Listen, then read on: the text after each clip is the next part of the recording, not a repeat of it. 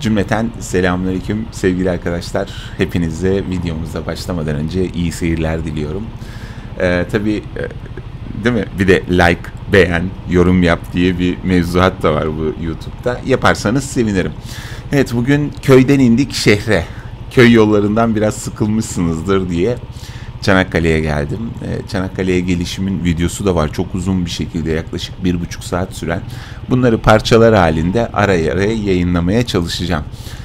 Tabii Çanakkale yolu, biz köylerde, dağlarda, taşlarda böyle sakin sakin motosiklet kullanmayı artık bir şey edindik, nedir adı, bir görev edindik. Hem kendi can sağlığımız açısından hem de motosikletimizi yormama açısından. Fakat büyük şehre geldik, Çanakkale'ye geldik.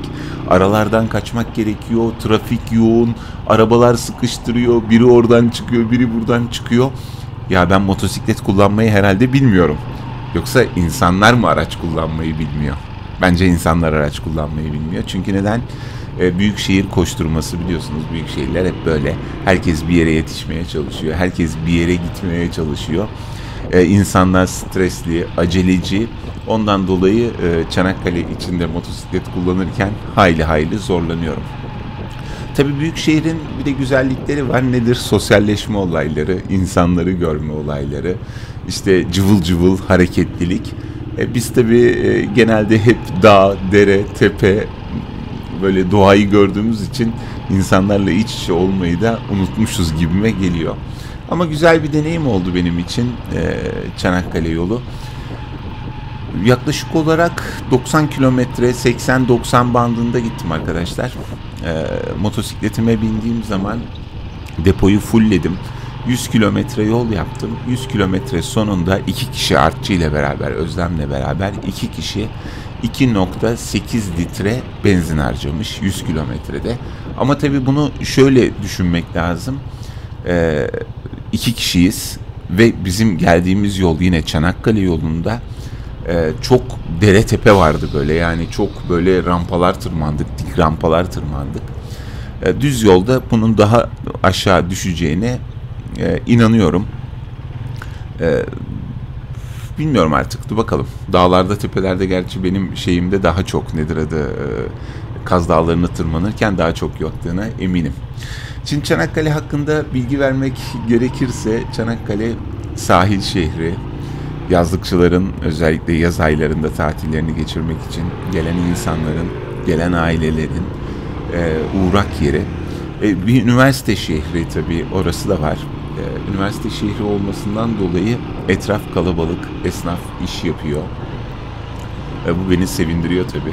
Daha sonra Çanakkale'de bulunan hastaneler, insanlar etrafındaki ilçelerden Çanakkale'ye, Çömü'ye çok sıklıkla gelen var. Onun için yollarda böyle Peugeot'vari, işte 12 kişilik mi, 18 kişilik mi, 9 kişilik mi bilmiyorum ama bu tür minibüsler devamlı köylere, ilçelere saat başı servis düzenliyorlar. Çanakkale'nin tabi alışverişi meşhur. Ne tür alışveriş? Çanakkale merkeze indiğiniz zaman alabileceğiniz her şey mevcut Çanakkale'de. Rahatlıkla ihtiyaçlarınızı karşılayabilirsiniz.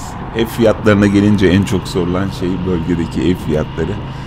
Biliyorsunuz bu son yapılan zamlardan sonra özellikle mazota, benzine, işte ne bileyim, tabii dünya konjektöründe bu oldu. Sadece bizim ülkemizde değil. Ama en kısa zamanda bunu atlatacağız. Ama insanların şehirden daha çok böyle yaşayabilecekleri ufak şehirler veya ilçelere göç ettiklerinden dolayı her yerde ev fiyatları fırlamış durumda. Tabii buna devletimiz, ben dün sabah okudum, herhalde ilan sitelerinin sahiplerinden, bu firmalardan şeyler alacaklarmış, tutarları, yani kaça satılıyor, ne yapılıyor, ne ediliyor diye. Ona göre bir önlem almaya çalışacaklar. Bu çok mantıklı geldi. İnşallah ev fiyatları düşer. Tabii şimdi bazı arkadaşlar da söylüyor, abi işte atıyorum ki Erzurum'da ev fiyatı bu kadar, İstanbul'da bu kadar veya Çanakkale'de bu kadar, Balıkesir'de bu kadar. Arkadaşlar, inşaatın maliyeti her yerde aynı, biliyorsunuz. Bizim ödediğimiz para genellikle toprak parası oluyor. Tabii sahile, sıcak iklimlere, tatil yapılacak yerlere yaklaştıkça toprak fiyatları arttığından dolayı daire fiyatları da artıyor. Tabii buna en kısa zamanda bir önlem gelecek anladığım kadarıyla. Devlet sıkı takip altında. Bu tür fahiş fiyatlarda oran arttıranlar hakkında işlemler yapılacağı aşikar, açık. Bu arada bu seslendirmeyi dışarıdan yapıyorum. Sonradan videoya ekleyeceğim. Neden böyle bir uygulama yaptım? Yola çıktığım zaman evet mikrofonum vesaire her şeyim vardı, hazırdaydı. Ama öyle böyle değil. Yolda öyle bir rüzgar vardı ki 80 kilometre hızla giderken bile motosikleti tutmak için inanın omuz bölgemdeki kaslar ağarmaya başladı. Çok rüzgar var. Tabii bu rüzgarla havada stabil olarak ses kaydedileceğine inanmadığım için videoların boşu boşuna çöp olmasını engellemek amaçlı böyle dışarıdan ses kaydı yükleyerek bu videoyu bu şekilde devam etmek istedim. Bu arada birçok video izledim. Birçok mikrofon aldım, ses kaydedicisi aldım, GoPro'ya parça aldım vesaire vesaire. Ama bir türlü sesi yakalayamadım ve bunun nedenini az çok şu anda deneye deneye çözmüş duruma gelebildim sonunda. Nedir bunun şeyi? Şimdi kaskın hemen altında boğaz kısmında bir tane rüzgarlık pedi olması gerekiyor.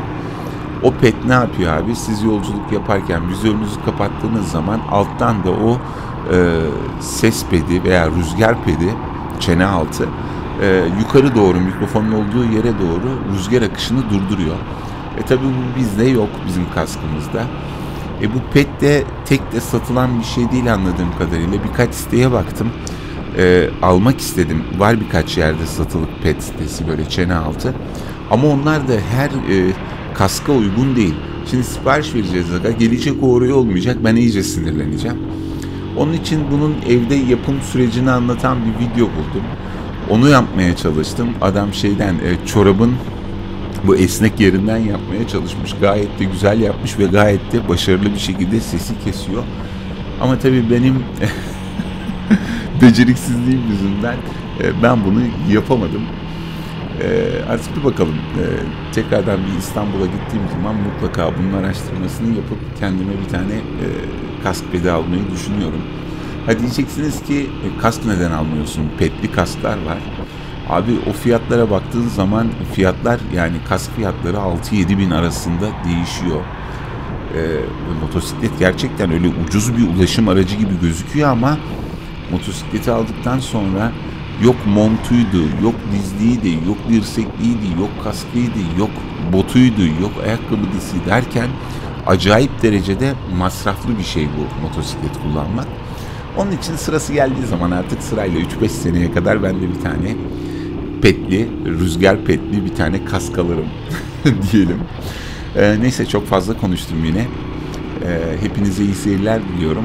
Şimdi bundan sonrası sizi şehir ve motor sesiyle bırakıyorum. Kendinize çok çok iyi bakın. Lütfen videomuza like, ondan sonra abone olmak ve yorum yapmayı unutmayın. Hepinizi çok seviyorum. Kendinize iyi bakın. Allah'a emanet olun. Allah'a ısmarladık.